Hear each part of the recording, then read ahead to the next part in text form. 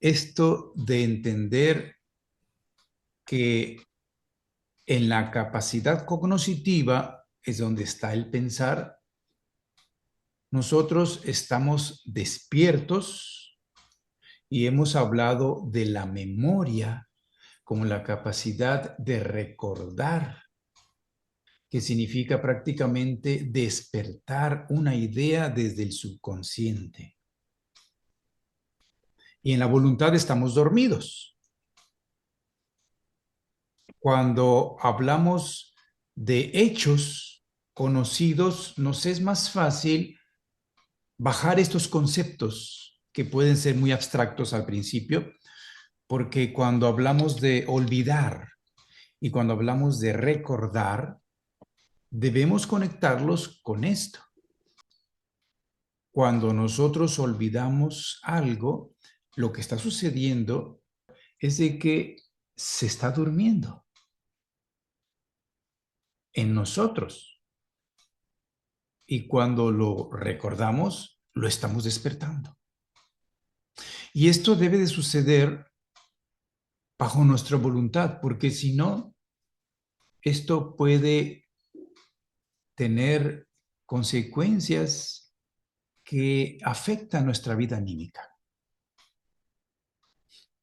Y cuando nosotros, por ejemplo, no dormimos bien, lo vemos muy claramente.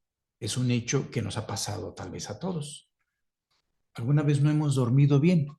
Dormir significa olvidar, olvidar todo, todos los días. Pasamos por una etapa de olvidar nuestra existencia.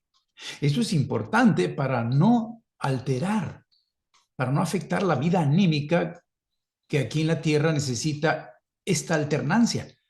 Dormir, despertar, dormir, despertar. Si no dormimos bien un día, quiere decir que no olvidamos totalmente, al día siguiente el cuerpo se siente muy sensible. Es una hiperestesia, es una irritabilidad que sentimos ante todas las impresiones que nos llegan. Ya no son tan placenteras, estamos menos pacientes. El cuerpo se siente cansado y no recuperado. Esto estamos viendo cómo es la relación directa de por el hecho de no haber dormido adecuadamente, cómo es de que afecta nuestra vida al día siguiente. Igualmente, cuando nosotros no olvidamos algo que debiéramos olvidar y ahí está afectándonos y tú otra vez pensando y dice una persona, ya quiero dejar de estar pensando en esto que es un problema que me afectó y no lo puedo olvidar y no me deja ni dormir. Igual debemos lograr tener el control bajo la voluntad de lo que está aquí sucediendo en nosotros, conscientemente. O bien cuando queremos recordar y no podemos durante el día. No tenemos la capacidad de recordar a veces porque no tenemos el control para despertar esa idea desde la parte dormida o soñante del subconsciente, que es donde se encuentra todo lo que estamos viviendo todos los días. Se guarda en el subconsciente. Recordar significa que a voluntad puedo subirlo a la conciencia y lo puedo volver a tener ante mí. Y en los niños o en la educación en general, debemos saber que esto se fortalece a través de los hábitos. O sea, el proceso de la memoria no se fortalece con meros ejercicios intelectuales, sino fortaleciendo a través de los hábitos, la sensibilidad y la voluntad. Esto es importante que se tome en cuenta, porque es a través de estar sacando el impulso nuevamente desde la voluntad o desde el sentimiento, como cuando enseñamos a los niños una materia, por ejemplo, zoología, sobre el reino animal o sobre el reino vegetal, botánica o biología. Debemos hacer que despierte mucho interés, para empezar.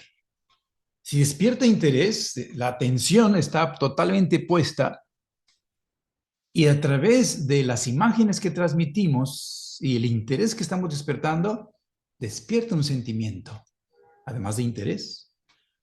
Es algo que conmueve el alma del niño, lo emociona, lo entusiasma. Y es así como podemos ayudar a que él pueda luego recordar la voluntad, porque dejó una impresión en el alma y se hace hábito, porque este es el método que estamos usando todos los días y esto fortalece la memoria. Igualmente, cuando repetimos algo, aunque no está generando inmediatamente un sentimiento, el hecho de que lo repitamos todos los días, sobre todo regularmente, a la misma hora, fortalece la voluntad, la capacidad de yo tener el control para que esto lo use despertando lo que yo quiera despertar que está allí y subirlo al proceso consciente y darme cuenta de ello. En esto se añade el hecho de que nosotros tenemos un aparato, un sistema sensorial complejo que hace que nos demos cuenta que todo lo que nos llega del exterior nos llega separado. Y dentro de nosotros tenemos que reunirlo. Ese es el reto y el desafío que aceptamos.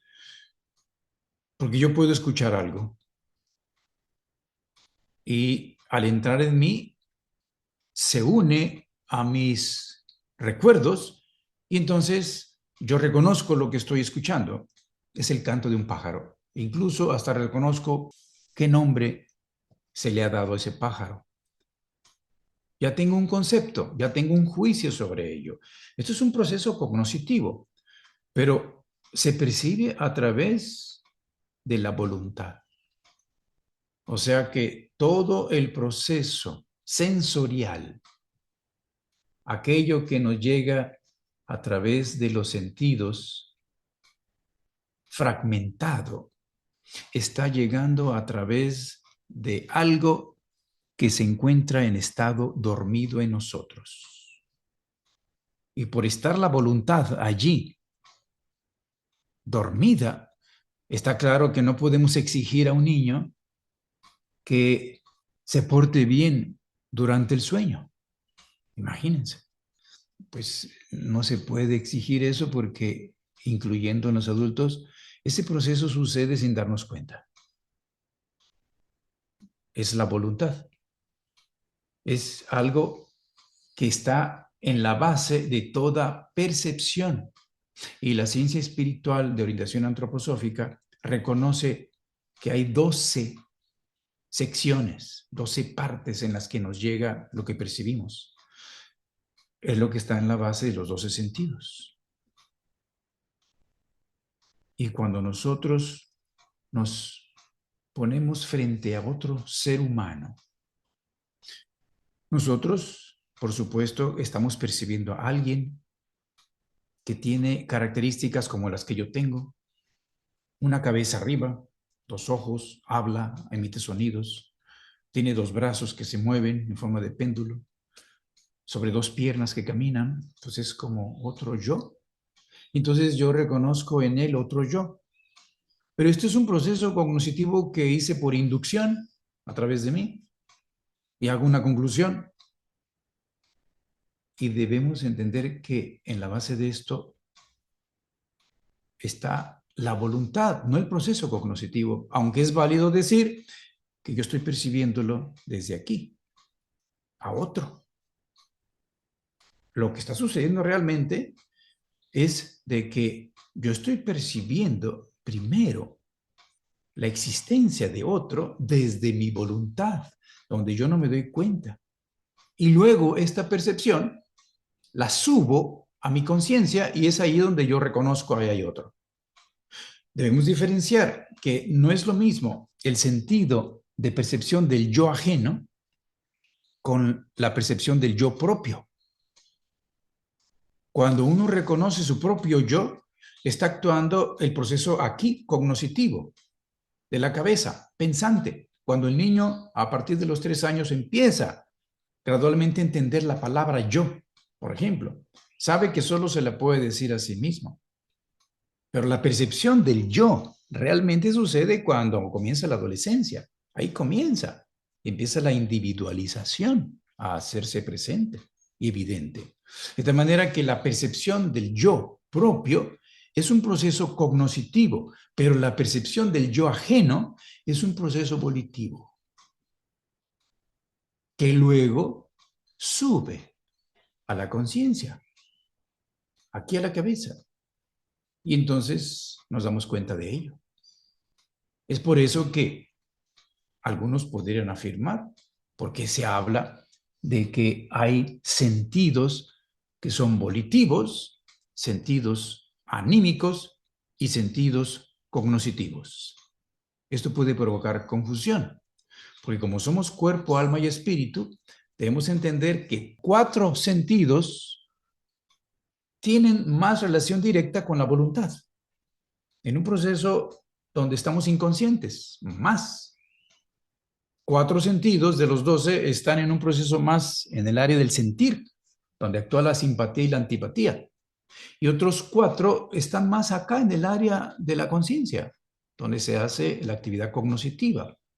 Pero debemos saber que en el cuerpo, en todo nuestro ser, obviamente el pensar y la actividad cognoscitiva está aquí en la cabeza preponderantemente, pero eso se da en el sentir también y en la voluntad. Aquí somos principalmente cabeza, pensar, pero eso está también en el sentir y también en la voluntad. Igualmente, aquí somos más sensibilidad, sentimiento, en la vida afectiva, pero ahí también influye el pensar y la voluntad. Igualmente, en la voluntad, primordialmente es voluntad, pero ahí también está fluyendo el sentir y el pensar. Así que hay un constante juego de interacción del pensar, el sentir y el actuar en las 3 áreas que estamos explorando.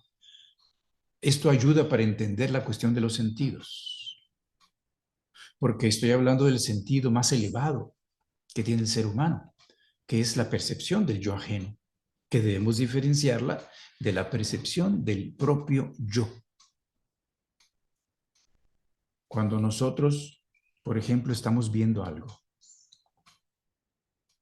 el estarlo viendo, nosotros estamos enviando desde nuestra voluntad algo hacia el objeto que percibimos. No nos damos cuenta porque está sucediendo a un nivel inconsciente, pero estamos tocando el objeto con la mirada. Es ahí donde interviene la voluntad, pero esto sucede en cualquiera de los sentidos.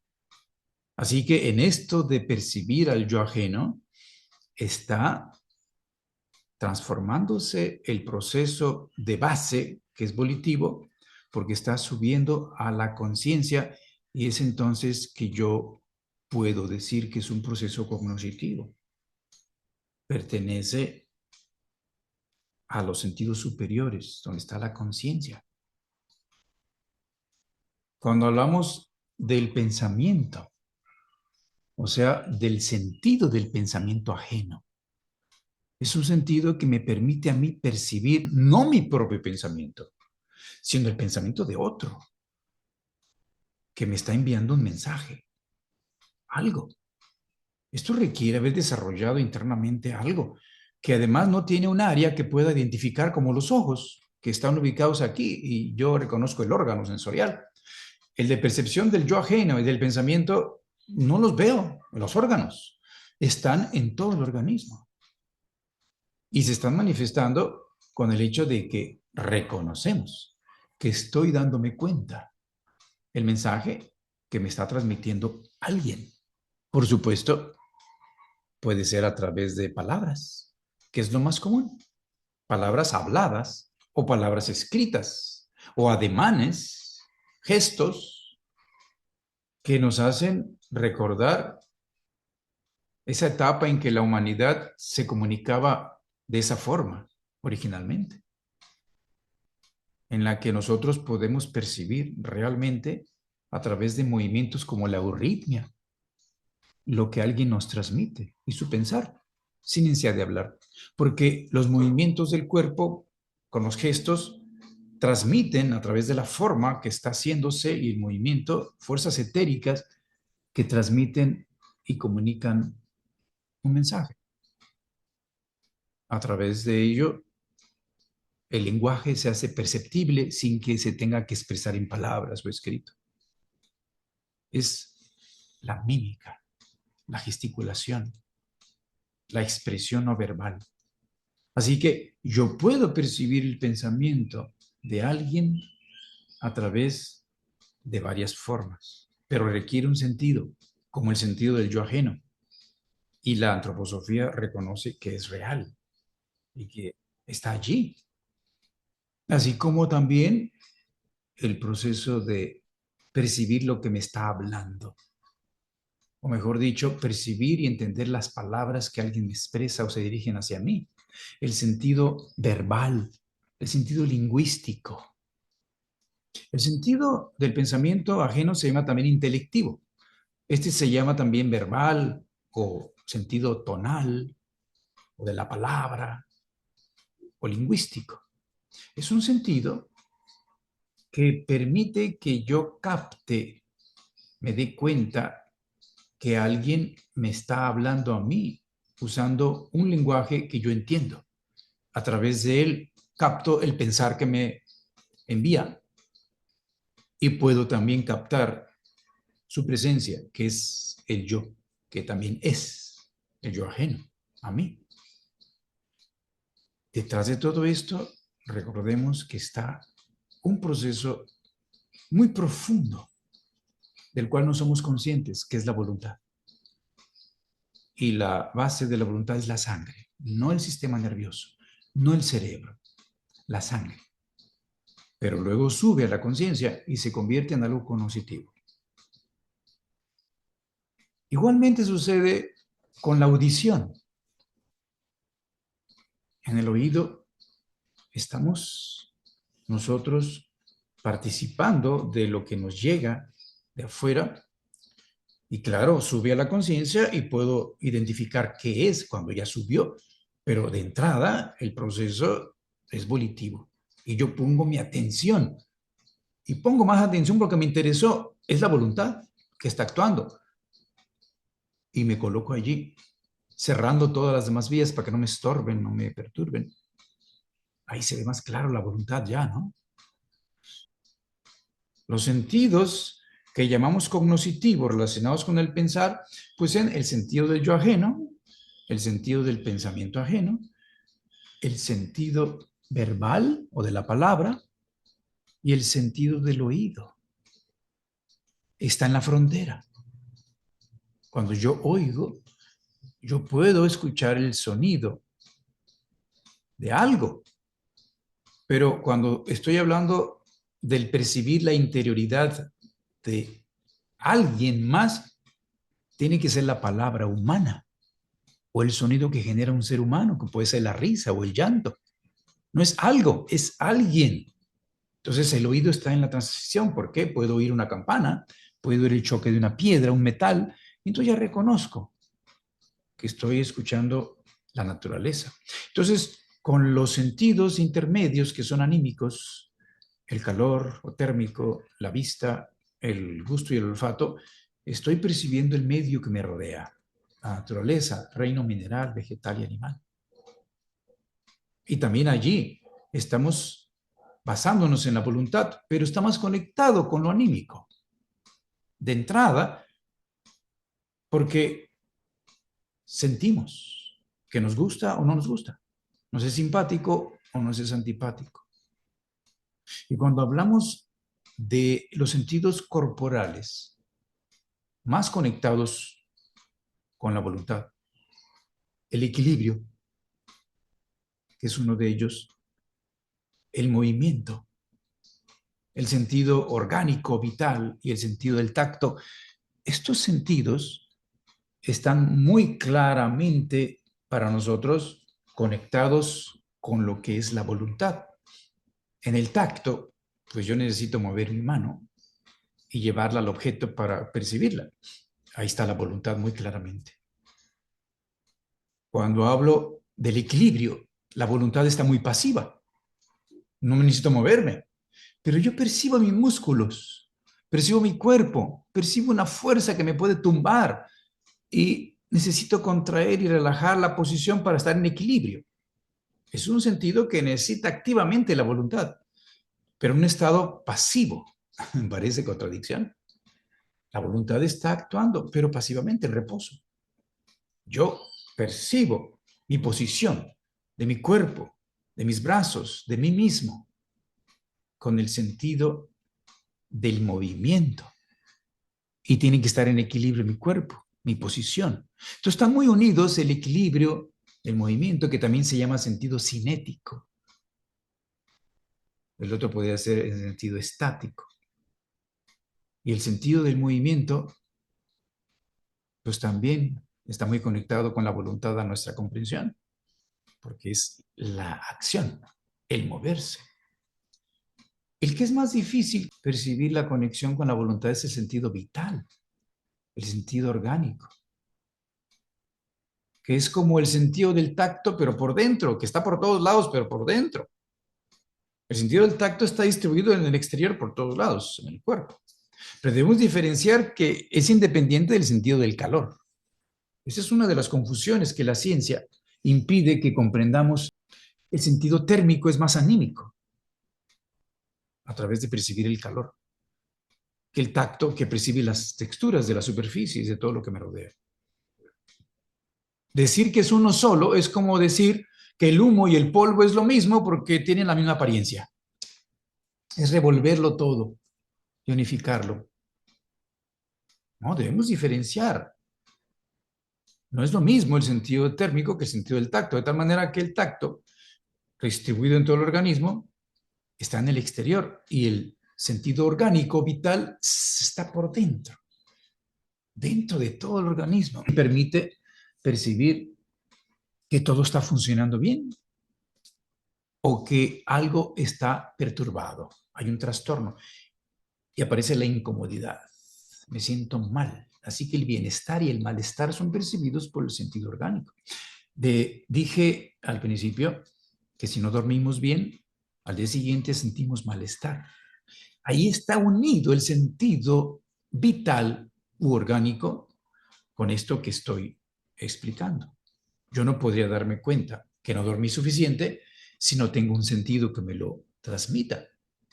Si comí de más, me siento incómodo, me molesta el estómago. ¿Cómo lo sé? Porque tengo un sentido, el sentido vital u orgánico. Si necesito comer porque las células necesitan alimento, quien me lo transmite es el sentido vital a través del hambre. Si necesito agua, necesito hidratarme, igual me lo transmite el sentido vital. Si algo me ha afectado internamente porque está contaminado, el sentido de vital me lo va a transmitir sintiendo yo náuseas o pérdida del apetito, o incluso vómito, o me puede hacer sentir los cólicos si ya me causó inflamación, o incluso diarrea.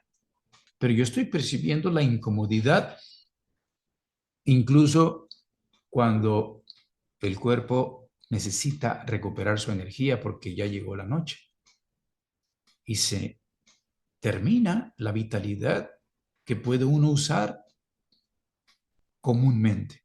Y entonces sentimos fatiga y debemos dejar el cuerpo que se recupere. Así que esto es importante reconocerlo porque son los sentidos que habitualmente nosotros no reconocemos como tales porque no están oficialmente así reconocidos. De estos cuatro que he dicho, basales, pues solo el tacto y revuelto con el sentido térmico. Y aquí debemos incluir todavía algo más. que es que el sentido del movimiento, llamado cinético, distribuido en todo el organismo, me permite el movimiento propio, que es mis propios miembros, brazos, piernas, la cabeza, la posición del cuerpo, que yo percibo lo de arriba, lo de abajo, lo de que está a la derecha, a la izquierda, adelante y atrás. Y además de esto, me permite, junto con la vista, otra capacidad que tampoco se percibe tan fácilmente. Si yo veo un círculo rojo frente a mí, yo describo al verlo que estoy viendo un círculo rojo porque lo estoy ya conociendo. Sé lo que es el rojo y digo es rojo, y sé lo que es un círculo y digo es un círculo rojo. Pero por la vista, yo solamente estoy captando el color rojo, nada más. Como hemos dicho que recibimos todo dividido, fragmentado en 12 porciones, una de ellas es el color que entra por la vista. El que yo me dé cuenta que es un círculo no entra por la vista solamente. Necesita en la vista intervenir el sentido del movimiento para yo irme por la periferia de la superficie que estoy viendo y ver que es un círculo. Me estoy moviendo de manera muy sutil, etéricamente con los ojos, por supuesto. Y viendo alrededor de un objeto puedo descubrir su forma, cuadrada o circular o triangular. Así que lo rojo del círculo lo percibo con la vista y lo circular con el sentido del movimiento, que actúa siempre con el de la vista cuando percibimos las formas de los objetos. Esto es muy importante reconocerlo, que realmente podemos incluso demostrarlo. ¿Cómo hacemos esto? Pues le pedimos a la persona que cierre los ojos y le ponemos en las manos una pelota roja y le preguntamos, ¿me puedes decir qué forma tiene este objeto? Y cualquier persona que le coloquemos una pelota en las manos con los ojos cerrados nos va a decir qué forma tiene. No necesita la vista, porque mueve su mano alrededor del objeto.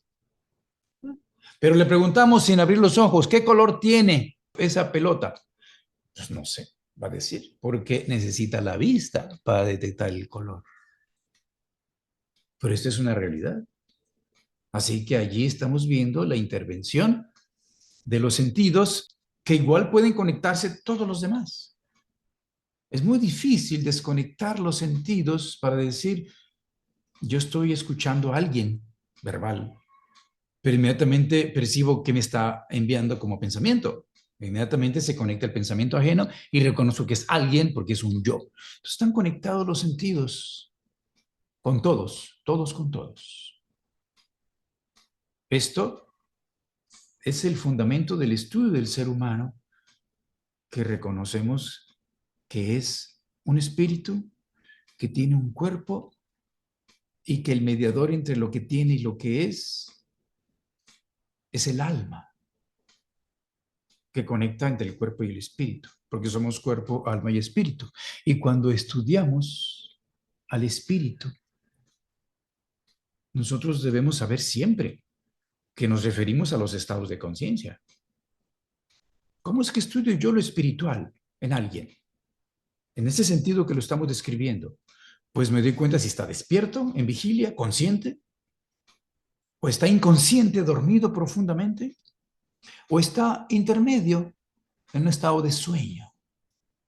Así estoy viendo el espíritu, en que está consciente, despierto, en que está dormido profundamente o está soñando. Esto sucede aquí en la cabeza, estar despierto, en el pensar, en el sentir, estamos soñando, y en el actuar, en la voluntad, estamos dormidos. Esto sería hablar del aspecto del espíritu en nosotros.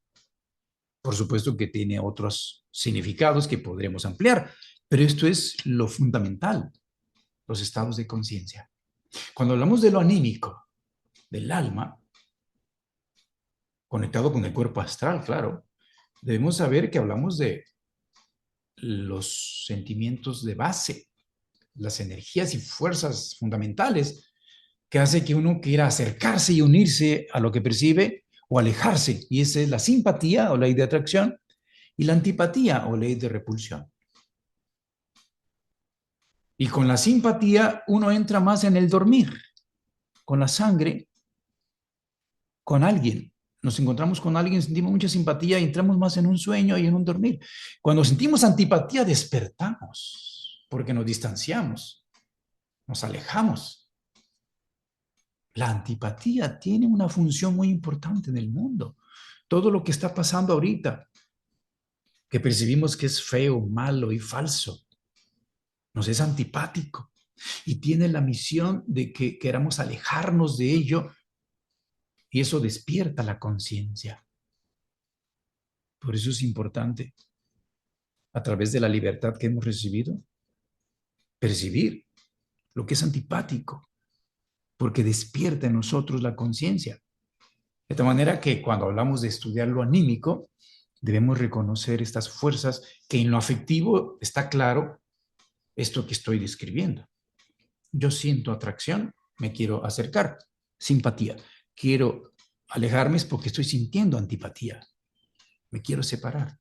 Pero en la cabeza, esto sucede en un proceso que no reconocemos tan fácil, porque ahí está a través del nervio y la antipatía, y en la voluntad está la simpatía a través de la sangre.